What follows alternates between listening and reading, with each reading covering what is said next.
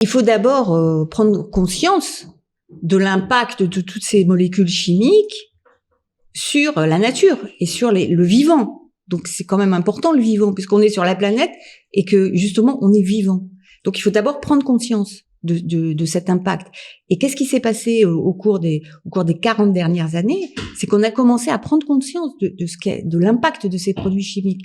Et on a pris conscience sur la nature. Donc on a d'abord vu qu'il y avait des escargots de mer il y avait des femelles qui développaient des pénis. C'était pas normal. Donc ils pouvaient plus se reproduire. Et on s'est aperçu que, en fait, c'était dû à un contaminant qui était de l'étain et qui était mis comme pesticide dans les peintures sous les coques des bateaux pour empêcher que les coquillages s'accrochent. Eh bien, ils transformaient le sexe des coquillages. Donc, ils se reproduisaient plus. On s'est aperçu après que les huîtres aussi avaient des problèmes. On s'est aperçu que les poissons dans les rivières se féminisaient. Donc, les mâles commençaient à avoir des œufs.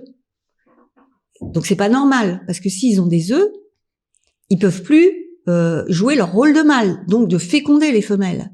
Et donc, ces poissons qui avaient des œufs, il y en avait de plus en plus, et ben ça entraînait une baisse de l'espèce. On s'est aperçu que ça a été la même chose pour, par exemple, les grenouilles. Il y a énormément de batraciens qui ont disparu. Or, on s'est aperçu qu'il y avait des herbicides qui transformaient les grenouilles mâles en hermaphrodites. C'est-à-dire qu'ils avaient à la fois des organes sexuels féminins et des organes sexuels masculins. Donc, ils étaient plus attirés par les femelles et ils ne se reproduisaient plus. Donc, l'espèce disparaissait. On a fait l'expérience également sur les oiseaux. On a vu que les aigles aussi avaient le même problème. Les œufs étaient beaucoup plus friables. Et on s'est aperçu dans certains lacs de Floride qui étaient contaminés par des usines de pesticides que les alligators mâles avaient des micro-pénis. Au lieu d'avoir un pénis de taille normale, ils avaient des micro-pénis. Et la testostérone avait baissé. Et quand on comparait avec des alligators qui étaient élevés qui étaient en liberté d'ailleurs, dans des lacs qui n'étaient pas contaminés, eux, ils avaient des pénis de taille normale et ils arrivaient à se reproduire, tandis que les autres commençaient à disparaître.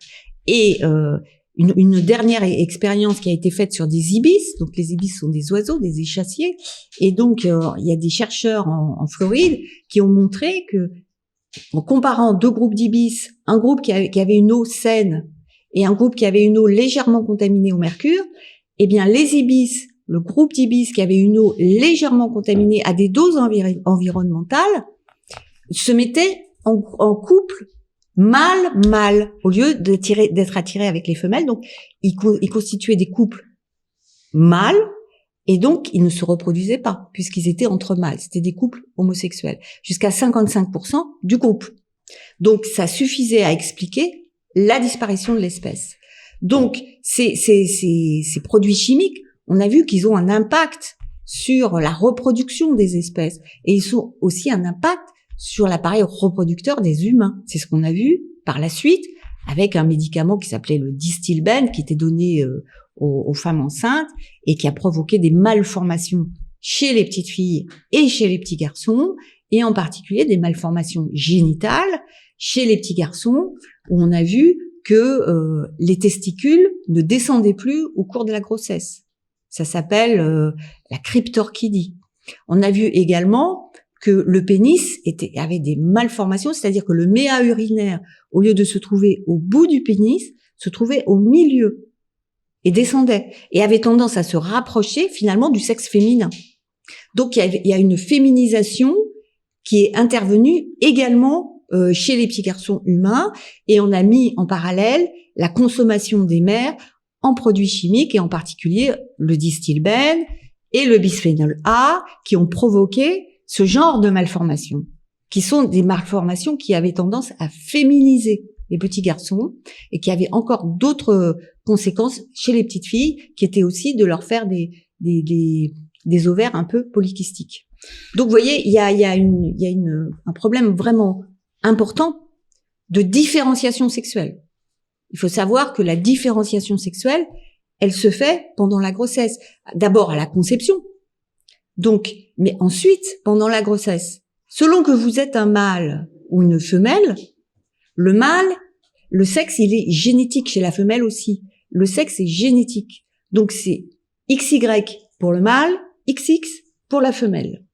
Et c'est ce programme génétique qui va faire que pendant la grossesse, le Y du mâle va faire sécréter des hormones qui vont éliminer la partie femelle pendant la grossesse. Mais si le Y ne sécrète pas les hormones qu'il faut, à savoir la testostérone et l'hormone anti-mullérienne qui doit se lutter contre la partie femelle, eh bien la différenciation sexuelle, elle se fait moins bien. Et donc, il aura tendance à se féminiser au lieu d'accomplir son programme masculin. Pareil chez les petites filles. Mais le problème, c'est que les hormones chimiques dont on parle, elles ont une tendance plutôt à féminiser.